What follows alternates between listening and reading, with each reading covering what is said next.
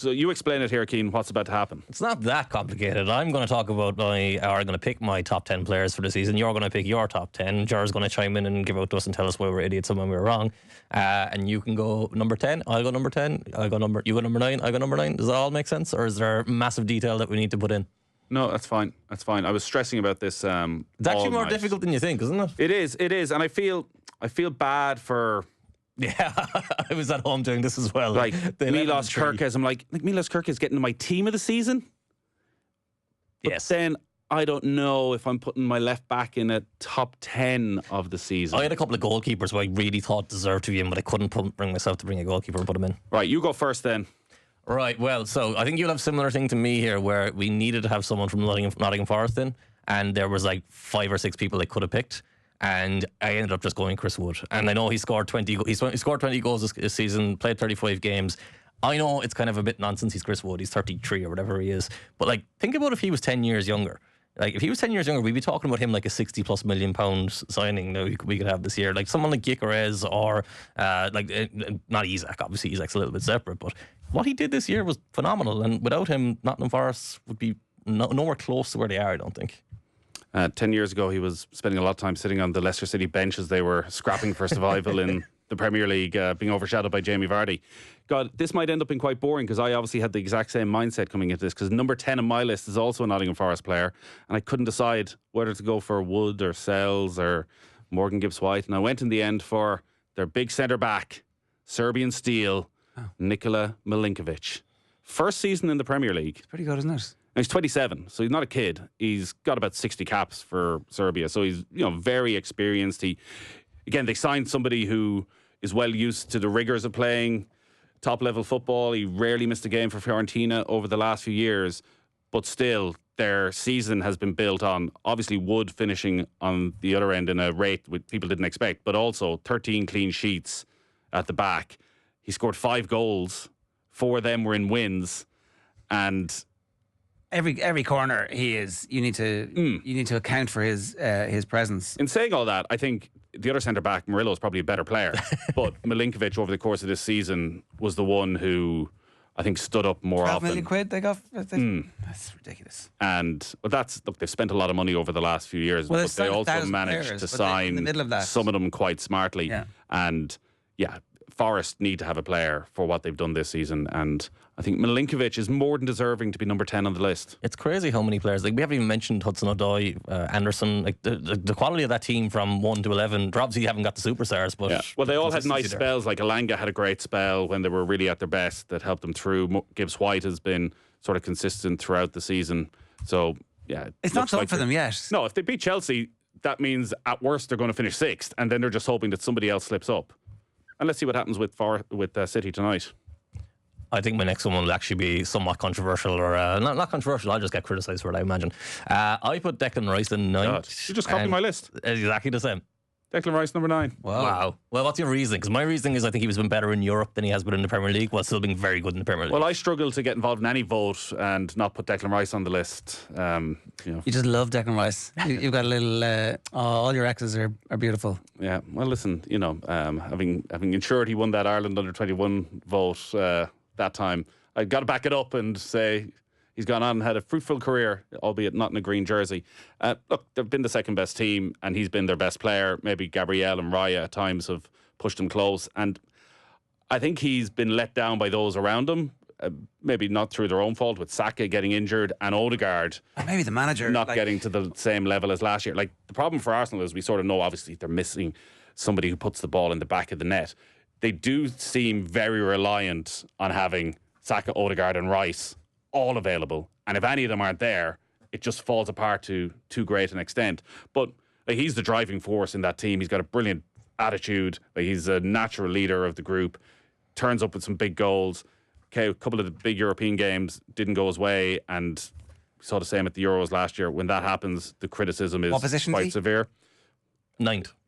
No, what position is he on the pitch? I think he's at his best as a number 8. Well, he's going to be there next year, since Zubamendi's coming in. He's going to be sitting, isn't he?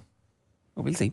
Why, you think he's going to end up as a number 6? I just think that, well, they haven't decided yet. I don't and think there's he's a the bit number of- 6 because he can't take the ball off. I actually don't his think own he's a number defenders. 6, and I think as an 8, there are better players who are 8s. I think he's a very good, falling a little bit between two stools, and hasn't quite been helped by being asked to be a bit of a 6 and a bit of an 8 for Arsenal. But also, you look at his side of the pitch, whereas Odegaard is passing the ball to Saka, he's giving it to either generally a Trossard striker or who doesn't Martinelli. exist, or Trossard or Martinelli, who have really flattered to deceive over the last couple of years.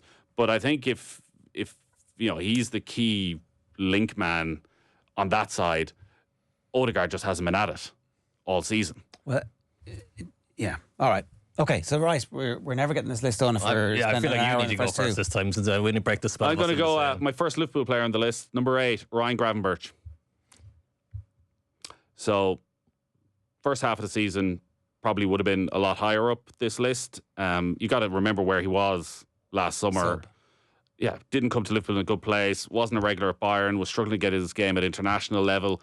And I think we all thought he didn't have the physicality, all legs, but just not enough power in them. And I was at Anfield for Liverpool's first home game of the season. We were commentating on Liverpool against Brentford, and straight away you could see the difference his new role made, because Brentford are maybe the best counter-attacking team in the league. And they did what they always do at Anfield. They would break from the edge of their own area. And so many times over the last few years, you go, oh, Jesus, this is only going to end because Liverpool are so open. But Gravenberch's just been that sort of 10 yards deeper. The pace that he had just made it so much easier to help out Van Dijk and Kanate and be that little bit of extra cover. And Brentford, while they were able to make that first burst over the halfway line, Gravenberch was suddenly there in a way that he wasn't last season. And I think that's the key reason that Liverpool have been so much more solid this year under Slot than compared to Klopp, his new role and the energy he brings to it. He's a 6. Yes, now he is, absolutely. Gravenberch is not my 8, but he is my 6, so I may as well talk about him now. Like, he's also played 93% of the minutes this year, and prior to us actually winning the league, I don't think he'd actually rested at all. And it's not just that he's playing that many minutes, the ground he's covering is outrageous, the amount of stuff he's shutting down. But the thing that I never really saw that he had previously, because when he played in his first year, he looked so uncomfortable. He never had confidence on the ball. This year, they play the ball into him, someone's coming up on top of him, and he just so easily goes past them. So often he does it without touching the ball as well, which is this amazing trick he's developed. But yeah, 100% agreed with it. He's been definitely a top 10 player this year. I have one and only Aston Villa player on this list, and they're in at number 8, and I'm guessing, Ger, you're going to know exactly who it is. Yuri Tielemans. Absolutely. He's been phenomenal. I think the technical ability that he's always had has always been there, but there's always those videos of him in the past where he couldn't run and people getting away from him. They've moved him upfield a bit, and I think he's been thriving. But Ger, I'll cede to you. Sorry, I just noticed I'm looking transfer market for Ryan Gravenberch. Just turned 23 on May the 16th. Shares a birthday with Paulie O'Shea and me. And still in contention for Young Player of the Year. At 20, just turned 23. That's too old. That is too old. It was Yuri a good signing. Tielemans? Tielemans, great signing. Obviously free from Leicester. Took a little while to get into the team. Frustrating player? Had one of those interviews on international duty. He's like, oh, I'm going to leave, and then straight in the team, and has not missed anything until the injuries here. Too inconsistent for me to get on this list. His ceiling is incredibly high. Like, at his best, he looks like one of the best midfielders in Europe. He just doesn't seem to hit that mark often enough. There's too many games where you see him coming off after sort of 70, 75 minutes. You're like, where's the guy who should be running every game? I think this was the season where he took the responsibility of being the first choice at Villa, and he was good even when they were bad. So I'd say from a Villa perspective, he's going to end up being their player of the year. Right. My next one is one you've already mentioned as well, and this one was a little bit of a difficult one because he did miss a lot of time this season. I gave it to Gabriel. I just thought he kind of defined the Premier League for a while in those couple of months when he was, like, he's only scored 3 goals, I might say only for a centre-back, but he was blowing up everything in those corners. He was such a terrifying threat over the first half of the year. But defensively as well, I think it was his best season defensively. Like, the physicality he's always had there, but the control he's shown in, like, shutting down counter-attacks and stuff like that next to Saliba. Like, Arsenal are built, like you mentioned, they don't have a striker. They're built on being that solid team, and he was central to that, even though Kyrier has been brilliant in his replacement as often over recent times. He's just the guy who sits up the front of the class when the set-piece coach is giving the instructions. He's the one guy who's definitely listening. Definitely listening. At number 7, I went for Mateus Cunha of Manchester Wolves. United's Soon to be Manchester United's, which makes sense when you look at the way that Wolves play. A very similar to the way that Ruben Amorim plays. They play that sort of 3-4-2-1 system.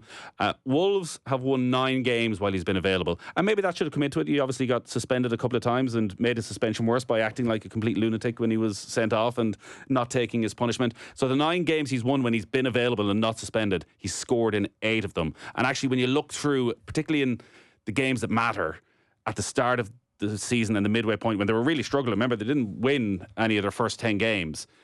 He then scored 3 and 2 against Southampton and Fulham, and they won both those games. And every time they dropped back into the relegation zone, he'd managed to come up with a goal and to get a result that would get them out again. He's 15 goals so far, and you can see why Manchester United are going after him. He links up really well with Strand Larsen in front, so you'd assume that's a natural thing for Højlund, or maybe Liam Delap if he ends up going there. And the more interesting part will be how he links up with Bruno Fernandes. Does that mean Fernandes ends up dropping that bit deeper consistently? Probably, but I think Cunha's, in a team that really struggled, has been a big player. He's also shut up against big teams a lot. Like, he scored that incredible goal at Anfield as well. Like, he's often creating these things completely on his own, and now, like, he's also used to relegation battles, so it's a good opportunity. Hey, my number 6 is Gravenberch. We've already talked about. So my number 6 is Brian Mbumo of Brentford. Love watching Brentford.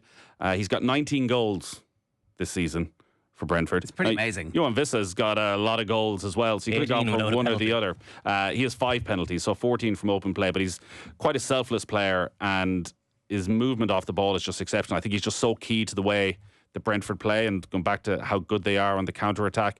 It was over at Brentford, was it Brentford Ipswich, I'm going to say. And I spent a lot of time watching him, and he's the sort of player you'd show kids. Look at the way this guy never stops. Yeah. He just never stands still, making runs that are ultimately pointless, but it creates a bit of space for Vissa, or creates a bit of space for Shadin. Just gives them something very different. And another player you wouldn't be at all surprised. I think I've seen Manchester United potentially linked with him as well. Going for the best of the bottom 6 seems to be the plan, and maybe understandably so, considering who else is going to go there right now. But if you had him and Cunha in behind somebody, I think it'd be a lot of money. Something to get excited by. A lot of money. Maybe they go the same way everybody else has. He's been at Brentford 5-6 seasons at this stage, so like it is a real sign of their ability to get players and turn them into something that you have a breakout like as a 25-year-old, and there's a patience there that they have. And there's also with that a risk for where he goes next, that maybe he just has that perfect manager who has built a system that suits him down to the ground. And again, none of us watch Brentford every single week. It's a different pressure when you go to Manchester United and suddenly, you scored 19 goals last season, you'll score 19 goals for us this season. Yeah. He's been linked with Newcastle. It might be the perfect bridge for him. By the way, you and I didn't see each other's lists beforehand, and we don't necessarily talk loads of football together either, so this is quite weird. I have Mbeumo 5th, and I really wanted to put Wissa in, but I kind of thought it'd be a bit much to have 2 Brentford players in, even though they are fairly high up on the table. Wissa scoring 18 goals without any penalties is crazy for a player playing for Brentford. And how often has anyone mentioned Ivan Toney this year? Like, coming into the year, I know he was out quite a lot last year, but like, where is he? Exactly. Did they not go and win the league in Saudi? Yeah, probably leading the line there, was he? But the other thing, 21 goals in 28 matches. The other thing about Mbeumo is the reliability and the consistency of him. He's played all but 5 minutes this year. For an attacking player, a player who's as consistent and productive as he is, that's kind of unheard of. Well, Nathan Collins has played 5 minutes more because with Van Dijk not playing last night. Nathan Collins now the only outfield player to play every minute in the Premier League this season, which ain't bad going. Number 5 for me. When you said one Villa player, I assumed this was who it was going to have to be. Morgan Rogers. Yeah. Morgan Rogers is my favourite player to watch in the league right now. Like, the ball just sticks to his feet.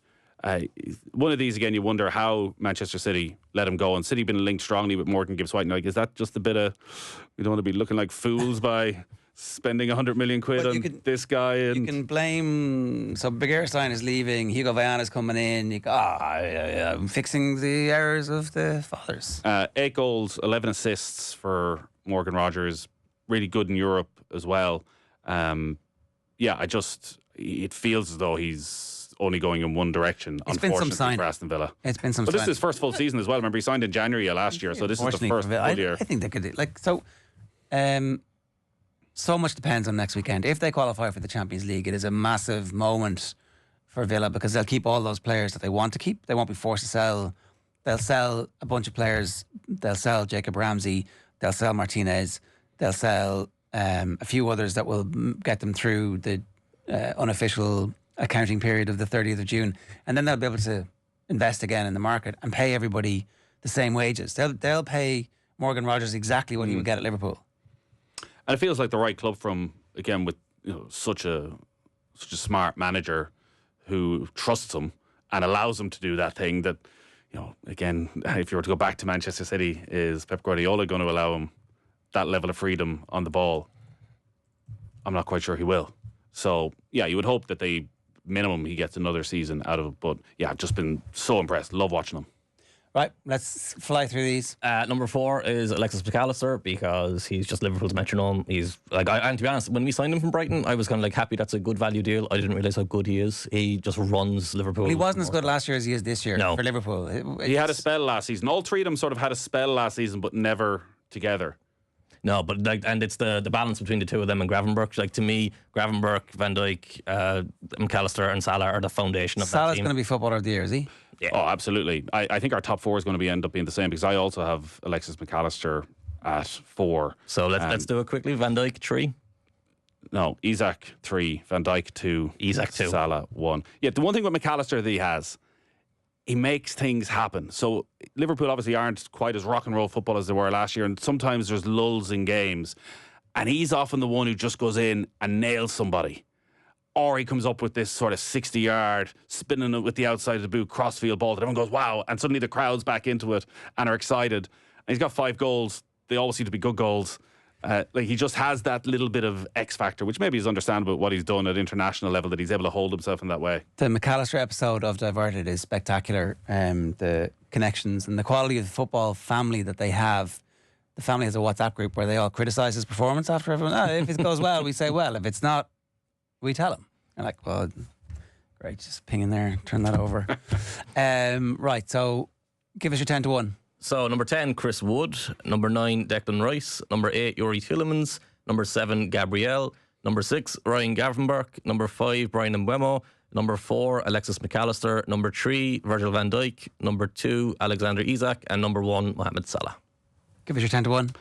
10, Nikola Milinkovic. 9, Declan Rice. 8, Ryan Gravenberch. 7, Mateus Cunha. 6, Brian Mbeumo. 5, Morgan Rogers. 4, Alexis McAllister. 3, Alexander Isak. 2, Virgil van Dijk. And number 1 could only be Mo Salah. Was there any arguments for number 1? No. I mean, he did just miss that sitter last night.